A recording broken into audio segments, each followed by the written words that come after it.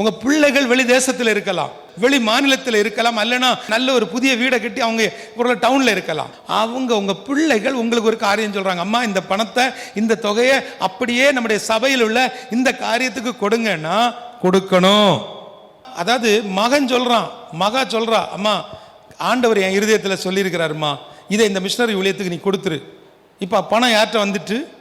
அம்மாட்ட வந்துட்டுது. இப்போ அம்மா என்ன செய்யறாப்புல, இவனுக்கு கொடுக்கணுமா இருக்கா, இவன் நல்லா தானே இருக்கான், இவன் நல்ல காரில் தானே போகிறான், இவன் நல்ல ஷூ போட்டிருக்கிறான், இவன் நல்ல சட்டை போட்டிருக்கிறான். நீங்கள் பேசக்கூடிய சுயநீதி, நீங்கள் பேசுகிற நீதி உங்கள் தலைமுறைக்கு வரக்கூடிய ஒரு ஆசீர்வாதத்தை, ஒரு நன்மையை தடுக்கிறது.